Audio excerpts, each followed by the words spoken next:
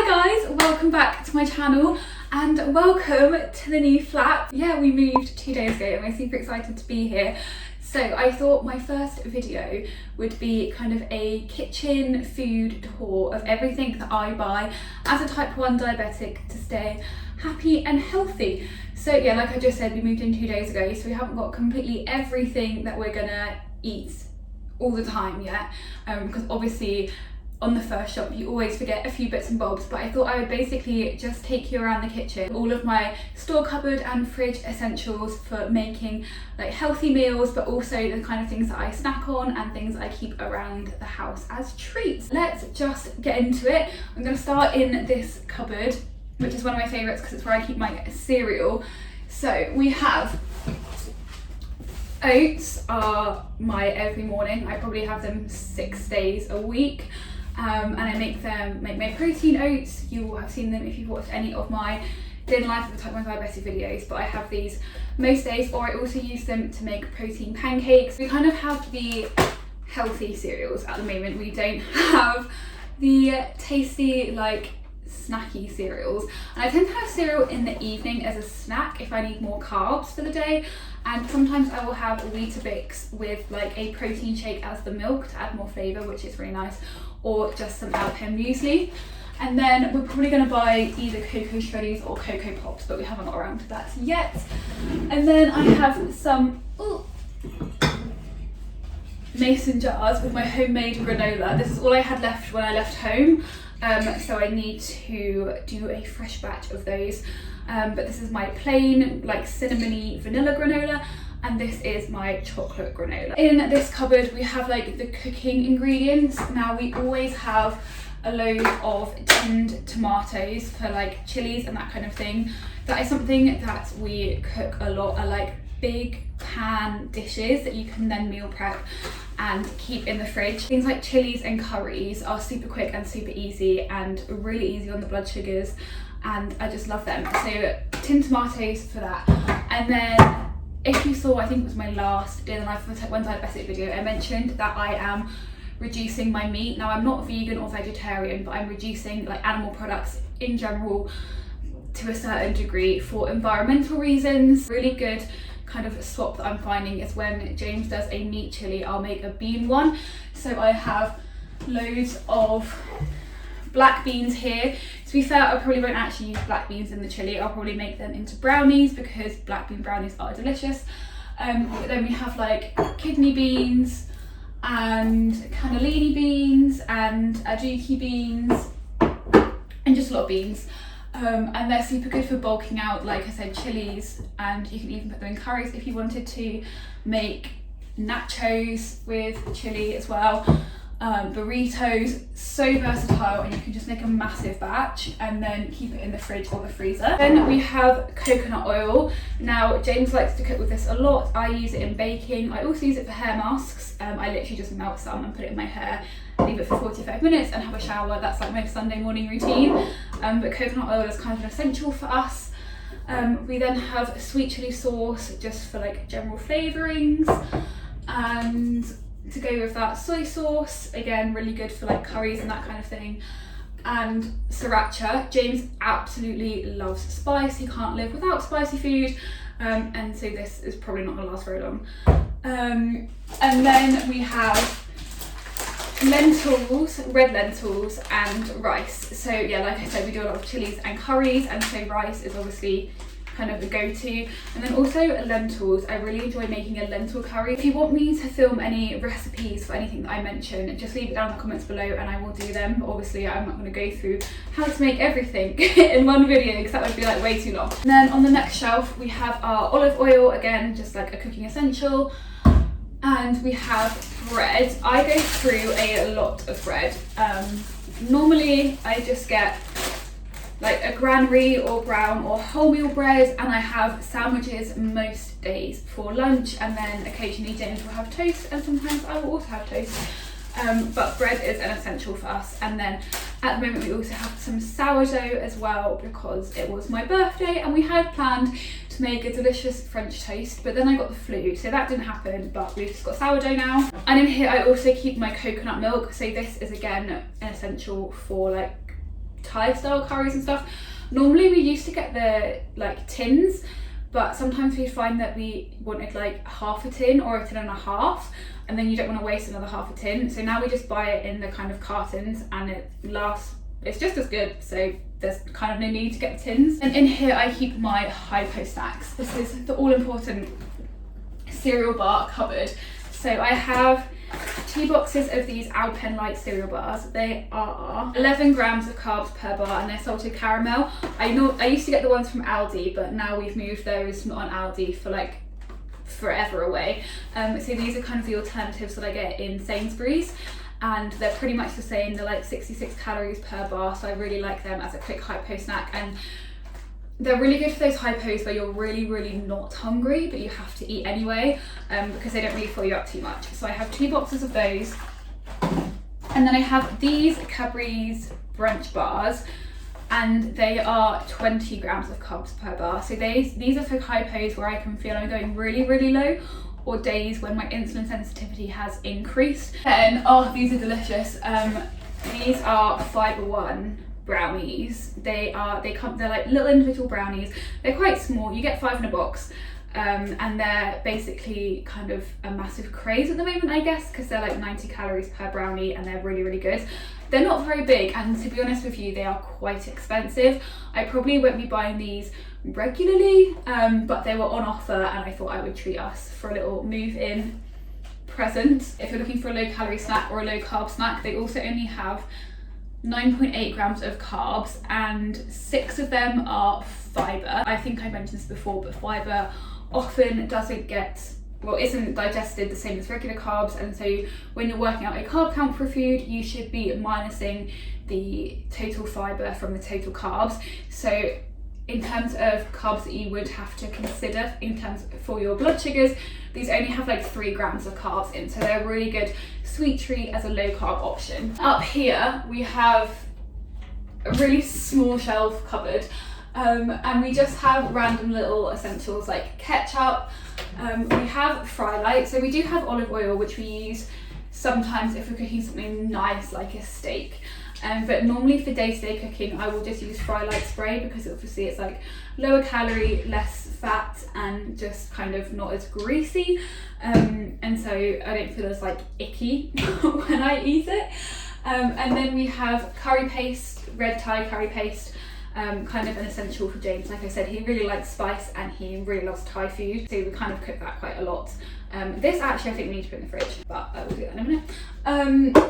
And then we just have seasoning, so we have fajita seasoning and chili seasoning. To be honest, I would probably just wing it with just regular spices, but James likes to just buy the packets so that it's nice and quick, and then he just tops it up with like whatever spices he thinks it needs. And then we just have like mustard, and something I've been loving lately, chipotle paste. So this one, to be honest, I'm not going to recommend it to you because it's not great, but it was really cheap and you get a lot in it. I've been really loving it to fry stuff off in.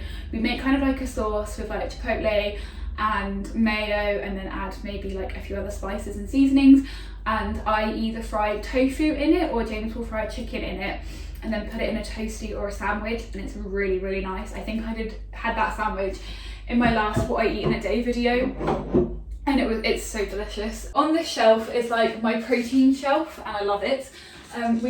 James has some old BCAA tablets that we're going to get through, but neither of us really use BCAAs because they're not actually useful, but these are just really old. So we have BCAAs, and then we have creatine, and I take a scoop before a workout.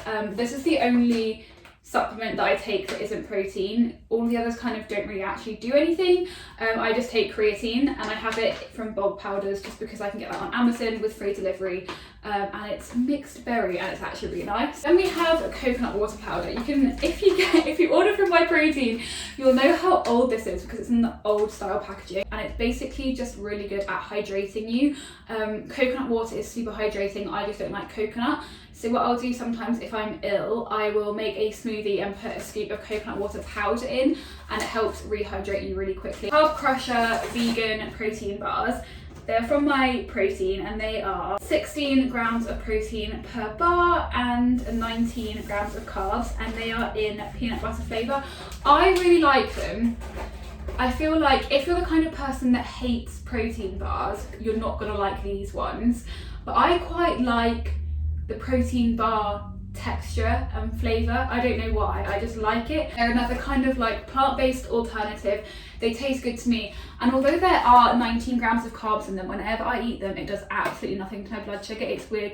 I don't know, do you guys have any of those like food anomalies where there's carbs in but they do nothing to your blood sugar? And then we have protein. I'm not going to get them all out, but basically we have whey protein and we have chocolate peanut, chocolate caramel and salted caramel here, and then we also have like a airing cupboard where we couldn't fit all of our protein in there, so we also have vanilla in there. I do have a vegan protein, which is the My Protein vegan blend. Yeah, vegan blend coffee and walnut.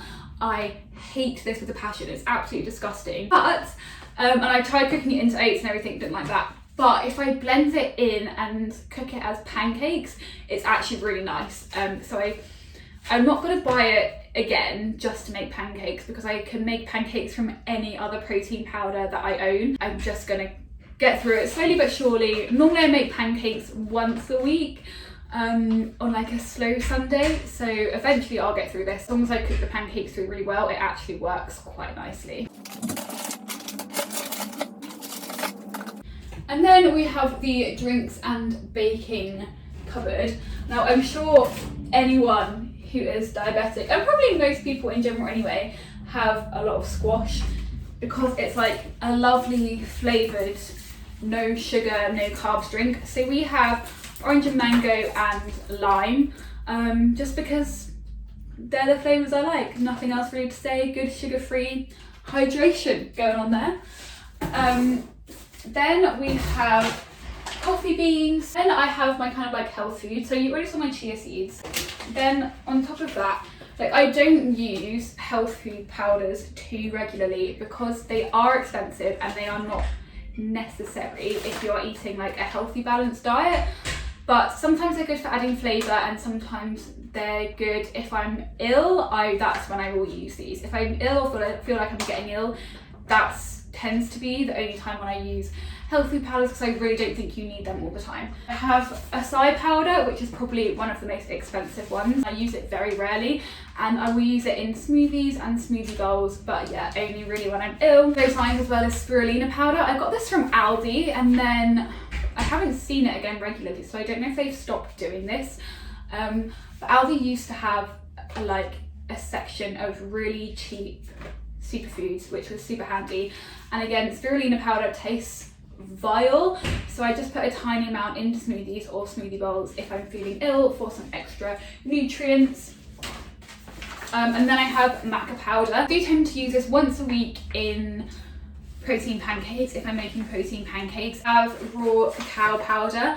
Now again, cacao powder is quite a lot more expensive than cocoa powder, so when I do normal baking, a lot of the time I will use cocoa powder, but I haven't bought any for this house yet. Or I will do 50-50 cocoa powder and cacao powder, and then I'll use cacao powder for things like where it's less quantity needed per recipe, so that it's not as expensive. So for example, I make a chocolate sauce to go on top of my protein pancakes, I'll use cacao powder. If I'm making like brownies or something that only requires a little bit of cocoa/cacao powder, I'll use cacao powder. I just prefer it to cocoa powder because again, you get more of the nutritional benefits from cacao. Yeah, it's just more expensive, so it just depends how much is called for in the recipe, because I don't want to be spending like £150 a week on food because like 50 quid is this health food rubbish, you know? Not that it's rubbish, but it's just like way overpriced. And then I have peanut butter, peanut flour. I used to buy this like peanut butter powder stuff, and then again I couldn't find it anymore, so I got peanut flour, and it kind of does the same job.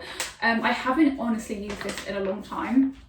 I feel like I go through cycles where I'll cook the same thing for like a year literally a year, every day. And then randomly, because something will change in my routine or in my life, I move away from these recipes and I have the ingredients that I used to use them for. So I used to use this a lot in baking. I think I mainly use this in, I would make a peanut butter and banana smoothie for post-workout when I was at uni, and I would put this in to like make it more peanut buttery, and that was really, really nice. I just haven't made that smoothie in a long time, but I brought it with me to the flats because I think I'm going to start using it again. But again, this isn't really a health food, and you can use it in baking as well as an alternative to certain flours for certain recipes. But again, lots of flour alternatives have very different properties. You can't just swap this for all-purpose flour in a lot of things, like that would not work. Then we have a few more baking bits. We just have like vanilla essence, almond essence, and caramel flavouring. I think my dad bought this by accident when he did the food shop, thinking it was vanilla essence. So then when we moved, I just stole it and brought it to the flat. Honey, which is like an essential. I put this on my oats every single morning and I bake with it a lot. And then we have so much hot chocolate. So our go-to hot chocolate is Options hot chocolate. Now again, this is quite expensive. We got this massive like discount tub that was going on offer once. I like them basically because they're like a low calorie, low-ish carb version. I think there's, let's have a look. Yeah, there's 6.5 grams of carbs per serving, but I tend to double the serving because I like it to be really strong and chocolatey. And then we have our fancy hot chocolates that I always get bought hot chocolate as like birthday presents, which I'm not complaining about. So we have Whittards.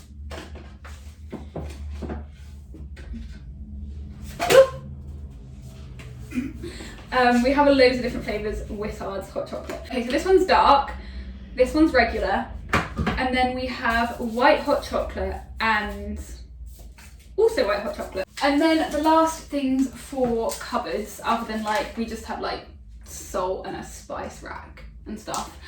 Oh, and my other, oh my gosh, I can't believe I didn't mention this. With my health foods, for some reason it's up on this spice shelf. This is sea buckthorn powder. Now, I've mentioned many a time my love for sea buckthorn.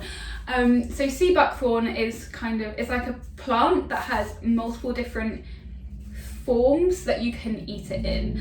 So there's powder, there's sea buckthorn liquid, and there's also like soft gel pills. And basically it is a massive immune booster. I discovered it when I was in Russia, and it cured me from everything. It was so good. I used to have it as a juice. I can't find anywhere to get the juice in the UK. You can get it in tablets, and I take a sea buckthorn tablet every single day, once a day, because my immune system isn't very good, and I haven't been ill this year until I got the flu on my birthday. Typical. Then I have the powder, and if I'm ill, again, in like one of my smoothies, I will put this in. So I will normally make a smoothie with sea buckthorn powder, maca powder, spirulina powder, and acai powder, and then like frozen berries and a banana. And it is like a cure-all, immune boosting, like magic remedy. Anyway, back to that cupboard. So we have a slab of dark chocolate, just because often I just want something sweet and I'm actually hungry, so I'll literally have one square of dark chocolate. It will satisfy my cravings, stop me like rummaging through all the cupboards. It's not going to affect my blood sugar like at all. So I always have dark chocolate, and I also use it in baking. And then we have our kids' desserts, which are the best. So we have Angel Delight in butterscotch and chocolate.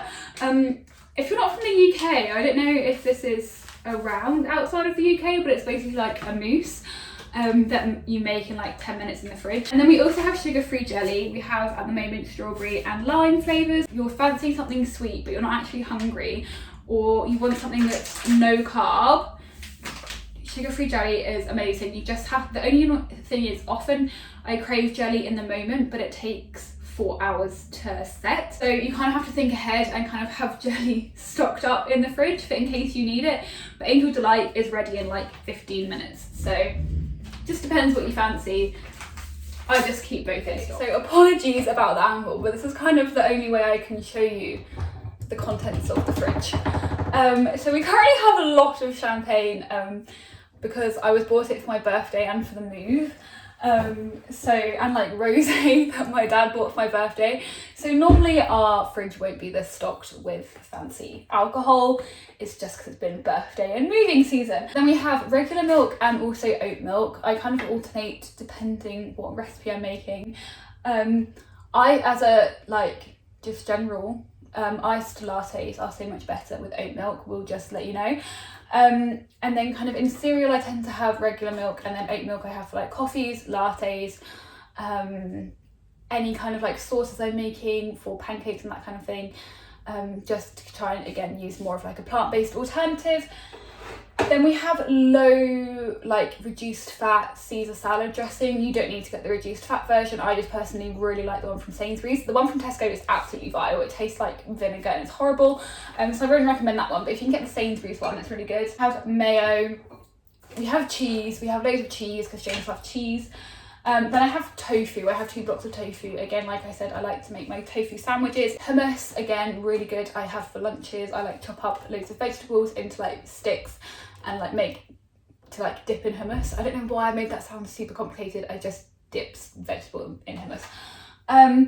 Insulin, obviously, necessity in the fridge. We have cream at the moment, again, because this was meant to be to make my French toast for my birthday that I now didn't have. Eggs are like an essential. I often make eggs on, I didn't buy rice cakes. That's an essential that I haven't mentioned in this video. I often have like eggs on rice cakes. Sounds really weird, but like rice cakes, mayo, like hard-boiled egg, really, really good. I need to buy rice cakes.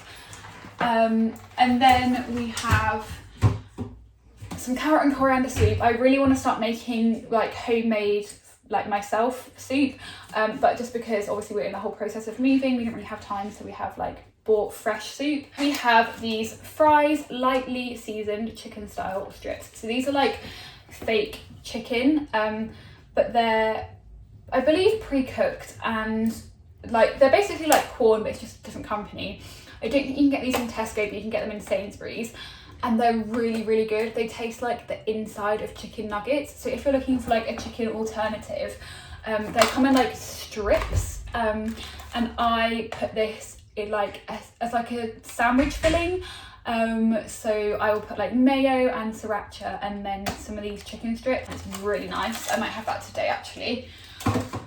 And then we have diced beef and chicken breasts. So I did say like I'm doing less meat, and James is too, but we do still eat some meat, so this is probably going to go into a chili in a few hours. And then chicken breast for curries or making chicken burgers and that kind of thing. If I'm gonna have meat, I would rather have chicken, just because it is lower impact on the environment. So yeah, in general, if I'm having meat, I do have chicken. I'm not gonna get them out because you've seen them before, but my homemade brownies. We have, I can't really show you all this because there's no point. We just have carrots, broccoli and cabbage are our main veggies. And then also at the moment we have sugar snap peas, which are going to go into a Thai curry with peppers that we have. We have tomatoes and cucumber and celery. And that is it for our vegetable drawer. And then outside, I'm not going to go and show you now because it's just a whole nother situation going on out there in terms of mess while we unpack. But we have like a vegetable rack where we have potatoes and our fruit. So we have oranges, apples and bananas, kind of very standard, boring-ish fruit. But I always have tangerines after my lunch. I just love them. It's like a palate cleanser. I don't have apples very often, but they're good for like an afternoon snack / hypo treatment. And then bananas I always have for smoothies and also making protein pancakes. So other than that, we normally also have Greek yogurt in stock, but we couldn't get any when we went to the shop. And I always have that if I'm not having, normally I have that or cereal in the evening for like an evening snack with some of my granola on top and honey. But yeah, that is all of the food I tend to keep in stock, all of my hypo snacks, lunches, dinners, breakfasts and like baking ingredients. I hope this video was interesting just to kind of see what my staple foods are and what I eat as a diabetic to stay healthy and happy. and on track as well with my fitness goals. If you did enjoy this video, please give it a like, because it really helps me to know what videos you enjoy seeing, and I'm so looking forward to filming loads more videos in the new flat, especially when we're all settled in and the rest of the flat is looking a bit more presentable. But for now, I will see you in the next one. Bye!